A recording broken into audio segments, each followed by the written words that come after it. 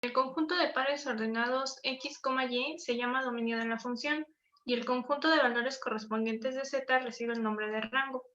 Una función de dos variables suele escribirse z es igual a f de x, y se lee f de x, y.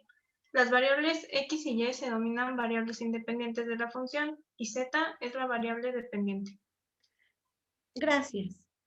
Miren, resulta ser que, al igual que nosotros vimos en cálculo de una variable, los conjuntos que nos ayudan a describir a las funciones son ¿quiénes?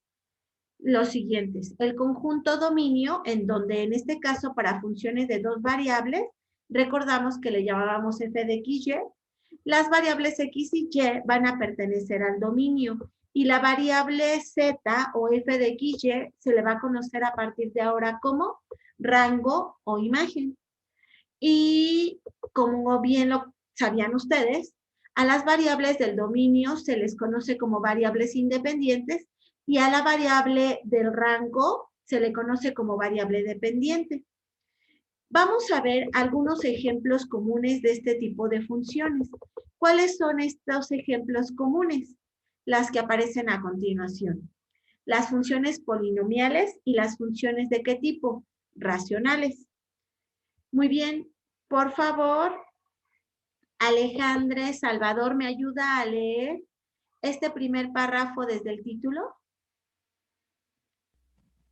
Funciones polinomiales. Sí, por favor. Funciones polinomiales y racionales. Una función polinomial de dos variables consiste en la suma de potencias x, y, donde m y n son enteros no negativos. El cociente de dos funciones polinomiales se denomina función racional. Por ejemplo, funciones polinomiales, funciones racionales. Ok, gracias. Entonces, vamos a definir a una función polinomial como la suma de distintas potencias x elevada a la m y y elevada a la m como producto, donde es de importante relevancia mencionar que m y n deben de ser números no negativos. Aquí nosotros observamos dos ejemplos de este tipo de funciones. F de XY igual a ¿quién? A la suma de X por Y menos 5X cuadrada más 9. Esta es una función polinomial de segundo grado. ¿Por qué de segundo grado? Porque la potencia de X y de Y es 1 y 1 y al sumar nos da 2. Y aquí X aparece elevado al cuadrado, lo que significa que está este término también elevado al cuadrado. Entonces, esta es una función polinomial de segundo grado. En este segundo ejemplo, nosotros vemos otra función polinomial que está compuesta por distintos sumandos. Sumandos como 3xy cuadrada menos 5x cuadrada y más x cúbica. Este es un polinomio ¿de qué grado? Aquí aparece ya al cuadrado más un 1 de la x sería 3, aquí aparece x al cuadrado, más 1 de la y sería 3, por lo tanto, más este término x cúbica sería un polinomio de tercer grado. Hasta aquí, ¿todos estamos de acuerdo, chicos? Vamos a revisar los elementos importantes que nos van a permitir definir a una función van a ser dominio y rango. Ahora bien, nosotros recordemos que análogamente al caso de funciones de una variable, el dominio de la función va a determinar por condiciones matemáticas para que esa expresión sea una función. En el caso de los polinomios, observemos que únicamente tenemos sumandos y no tenemos ninguna restricción matemática que nos impida que estas expresiones existan. ¿Estamos de acuerdo? Por lo tanto, para funciones polinomiales nos atrevemos a decir que el dominio va a ser todo el conjunto de x y y, es decir, que van a ser todo el conjunto de R2. Específicamente, para la primera función f de x, y, a partir de ahora, nosotros vamos a definir al dominio de la siguiente forma. Para la primera función f de x, y, definida como x por y menos 5x cuadrada más 9, el dominio de esta función va a quedar determinada como DOM de f de XY. Recordemos que el dominio va a ser el conjunto de pares ordenados, en este caso XY, tales que X, Y pertenezcan a todo R2. Recordemos que R2 que nos representa, chicos. Obviamente, el dominio de las funciones polinomiales va a ser todo el conjunto R2, tanto para este ejemplo 1 que estoy seleccionando en color azul, como para este segundo ejemplo. ¿Ok? Muy bien. Veamos ahora un tipo de función que está compuesta a través de polinomios y que comúnmente en la literatura se le conoce como el nombre de funciones racionales. ¿Qué va a ser una función racional? Tal cual lo acabamos de revisar, una función racional va a ser el cociente de dos funciones polinomiales. Es decir, en la parte del numerador voy a tener un polinomio y en la parte del denominador otro polinomio. Observemos que aquí el primer ejemplo que estoy seleccionando en color azul, tenemos en la parte superior un polinomio de grado 0 y en la parte del denominador tengo un polinomio de grado 2. ¿Por qué de grado 2? Porque X tiene grado 1, Y tiene grado 1. Entonces es de segundo grado. Entonces, vamos a recordar. Para que esta expresión sea una función, debe de cumplir una condición matemática. ¿Cuál es esa condición? Que el denominador tiene que ser diferente de 0. ¿Estamos de acuerdo, chicos? Sí. Sí, muy bien.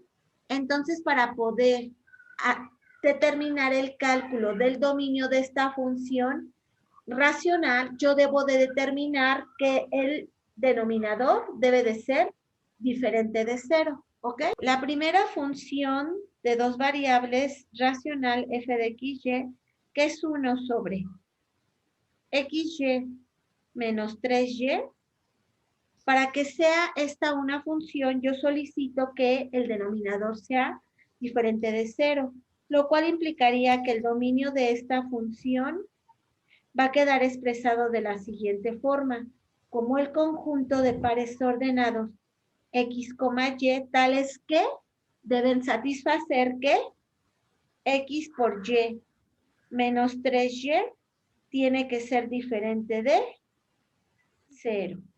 ¿Estamos de acuerdo, chicos? Sí, sí, maestra. Sí. Graficar, ¿qué es lo que yo voy a suponer? Lo siguiente, que la condición matemática para que exista su dominio, que es x por y menos 3y, tiene que ser diferente de 0. Voy a suponer que en realidad es igual a una constante, es decir, xy menos 3y es igual a c. Una constante que pertenece al conjunto de los números reales, excepto, ¿quién? El 0. ¿Ok, chicos? Lo voy a escribir más pequeño para que se pueda distinguir. C, bueno, mejor en el siguiente renglón. C que pertenece a los reales, excepto el número 0. Porque por condición matemática, C no puede ser 0.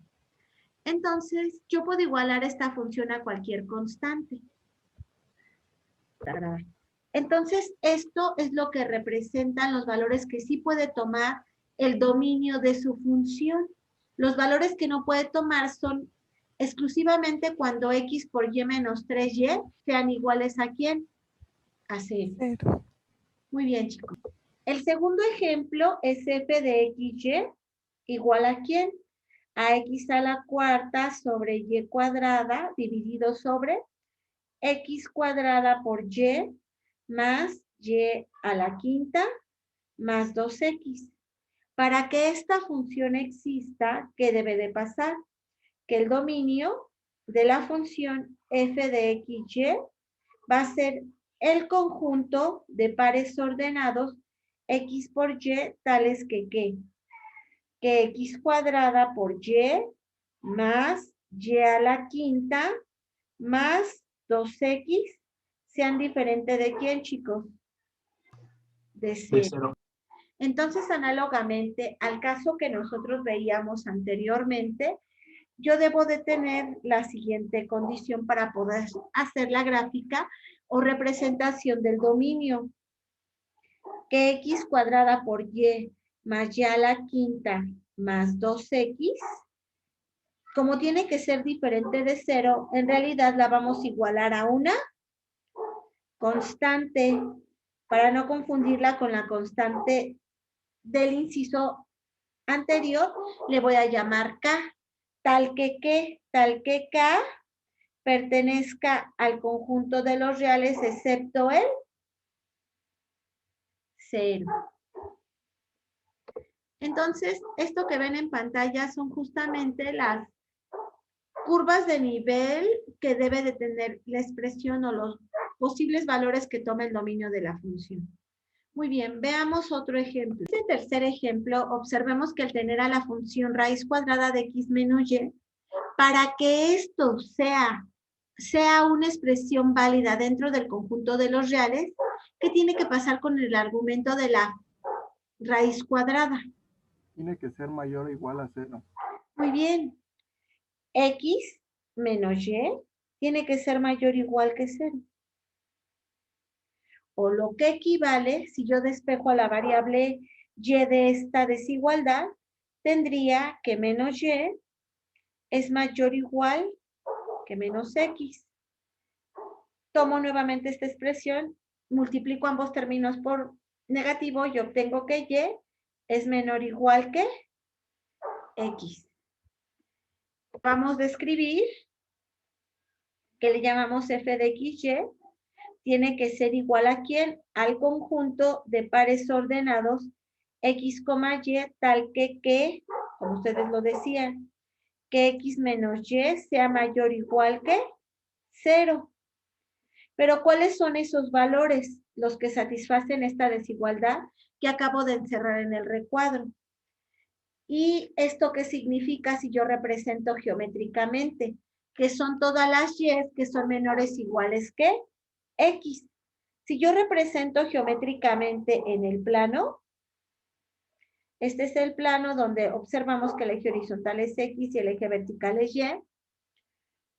Si yo represento y igual a x, nosotros recordamos de nuestros cursos que y igual a x representa una recta a 45 grados que pasa por el origen, algo así como esto. ¿Estamos de acuerdo, chicos? Sí, sí, maestra. Sí. Bien. Esta es la recta y igual a x. Pero me dice la condición matemática que solo tomamos los valores de y que sean menores o iguales que x.